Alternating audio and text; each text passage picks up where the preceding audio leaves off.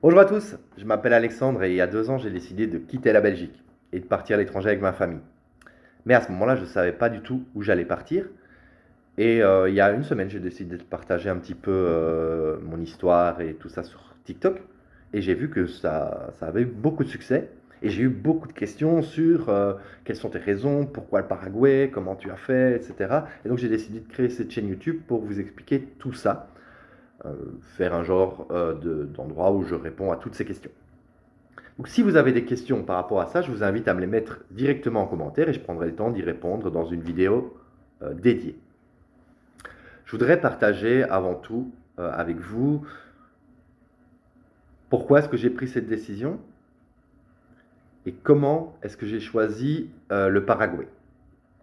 Donc pour ça, il faut remonter il y a 2 ans à l'explosion de Nord Stream. Euh, à ce moment-là, l'Europe a été privée d'une énergie peu chère.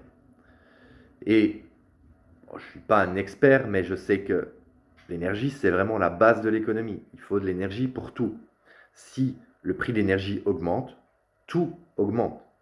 La croissance diminue, enfin oui, la croissance diminue, la production diminue, les prix augmentent et ça devient de plus en plus compliqué. Et d'ailleurs, on a bien vu les résultats l'année dernière, on a eu quasiment 12% d'inflation, on ne parle même pas des prix de l'électricité et du gaz qui sont devenus absolument incroyables.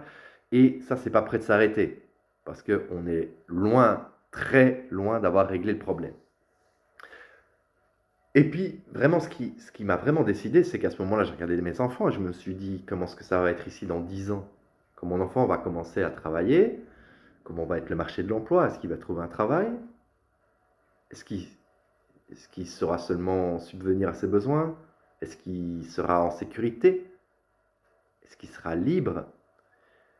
Et j'avoue que je ne sais pas. Et je pense pas. Donc, ma décision était prise, j'allais quitter la Belgique. Mais pour aller où? Et ça, c'est une question que beaucoup d'entre vous se posent. Et donc, j'ai décidé de partager ma méthode. Moi, ce que j'ai fait, c'est que j'ai défini des critères. J'ai défini quel serait pour moi le pays idéal.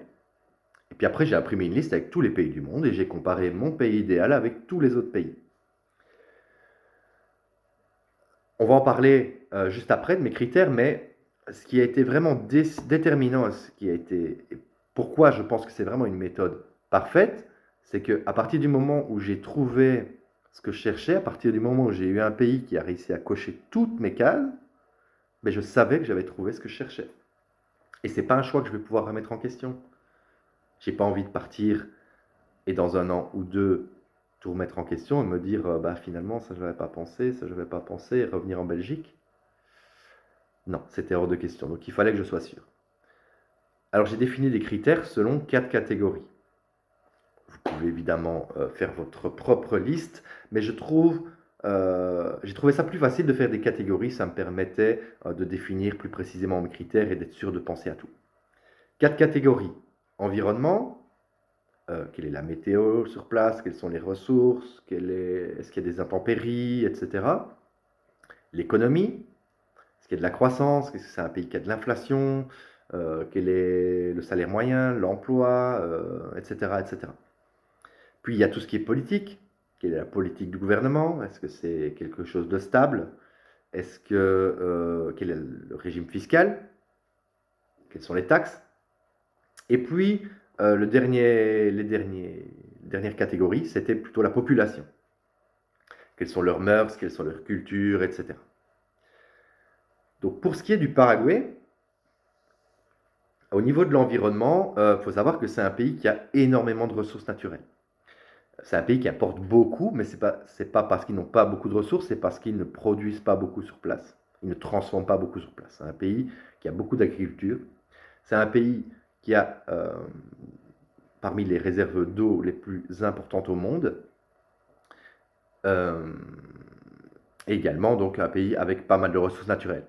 La météo est clémente, il n'y a pas d'intempéries, pas d'ouragans, ce genre de choses. Il y a un petit peu des grosses pluies, mais comme tous les pays de cette zone, évidemment. Ensuite, le côté plus économique. Il faut savoir que le Paraguay est un pays qui a une croissance presque ininterrompue depuis 15 ans. ils ont au moins 5% de croissance depuis 15 ans. Cette année, en Belgique, on a eu 0,5%, 10 fois moins de croissance. C'est également, alors c'est un pays où le salaire moyen n'est pas très élevé. On est aux alentours de 450-500 dollars de salaire moyen. Donc, ce n'est pas vraiment l'endroit où on va faire fortune. Mais par contre, au niveau politique fiscale, là, c'est parfait parce qu'en fait, vous n'êtes pas taxé des revenus que vous avez de l'étranger. Donc, si vous gagnez votre argent en ligne, si vous faites du e-commerce avec d'autres pays, vous avez zéro impôt, zéro taxe. Si vous faites du commerce avec les membres du pays, c'est 10% de taxes. 10%, c'est vraiment ridicule par rapport à ce qu'on a ici. Alors oui, les services sont payants.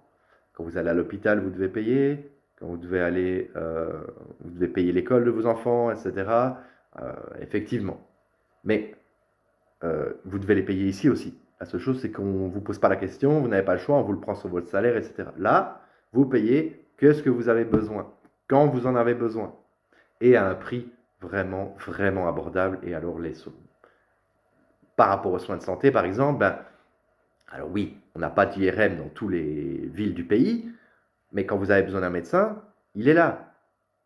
Vous n'avez pas besoin d'avoir 3, 4, 5 mois d'attente pour voir un spécialiste. Vous avez besoin d'un spécialiste, vous avez un rendez-vous, vous allez le voir, et dans la semaine, c'est réglé. Donc, il y a des gens qui sont là pour nous soigner, et on n'a pas 5 heures d'attente aux urgences. Non, on arrive, il y a un médecin qui est là, qui nous prend directement, et on est... Alors oui, on paye à la fin, mais on sait pourquoi on paye. D'accord? Et alors, la dernière catégorie au niveau de la population, ça, c'est vraiment l'aspect qui nous a vraiment décidé.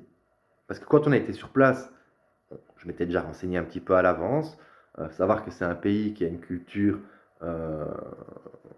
catholique, chrétienne, très ancrée, qui a des valeurs catholiques, qui a une culture qui est plutôt orientée vers la famille, vers les amis, etc. C'est vraiment une ambiance très familiale et très conviviale.